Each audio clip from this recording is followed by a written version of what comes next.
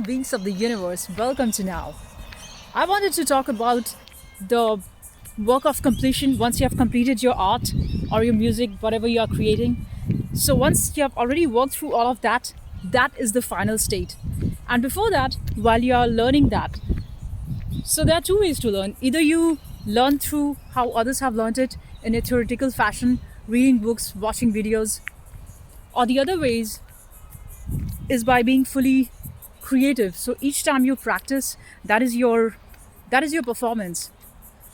So you're actually practicing like you're performing already. That is also a very nice way. And through this improvisation that you do every single day, you get better. And then you see that whether you are learning a musical instrument like a flute or something, or whether you are learning piano, you will see that your fingers start to flow. Your tonality improves. Everything that you're creating gets more and more beautiful every day.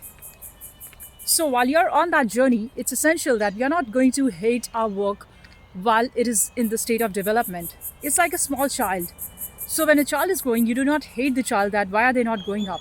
You give them love, you give them everything that they need. And then the child grows to an adult. And then they are functional, they are able to create whatever they want to create. And same is the case with your creative endeavors, because that creativity that you are creating is actually your child. So you give it love, you give it all of the intelligence, all of the resources that it needs in order to flourish. You do not shrink it by trying to save some money. No, you give everything that you have. Why? Because you love it, and it's for the love of that you create beauty. Because what is creativity and art after all? It's all beauty. Why does a poet create a poem? Why does a speaker create a speech? Why does a pianist play? All for the beauty, all for the creativity, and all for the love and the joy of being. Because without this, you are dead basically. And it's only through the act of creativity that you can feel all of yourself, that you can feel the ecstasy, the beauty, the joy in being. That is what is the real purpose. And in fact, there is no purpose rather than being and feeling most alive. And people have been deluded that sitting in closed offices and sitting in a house and having millions of dollars in your account is going to give you that freedom, that space, that creativity to be able to express yourself whatever you want to do. That is not real at all.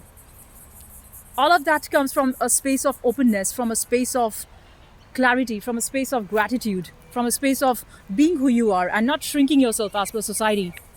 And it has got nothing to do with people liking or disliking you. It has got nothing to do with white, black, brown, yellow. Because I know people who from my community do not like me. Why? Just because I'm myself, just because I'm original. And I know people from other community who like me because they in turn are like me, because they have the same vibe. And guess what? Your vibe is your tribe. It's not about people born in your country, in your religion, are people of your best interest. That's not true at all. Why do you think there would be immigrants in the world? There are lots of immigrants because they do not find center and peace and joy from where they are. So they move out. And then they find their own like-minded people. And then they find their vibe, they find their tribe. And even if you do not find any tribe, that's all right. As long as you know how to vibe with yourself. As long as you know that you're able to create what you want to create. As long as you're able to have joy with yourself, with your creative endeavors. That is true beauty. That is love for me. And I wanted to share this. Thank you so much, and bye for now.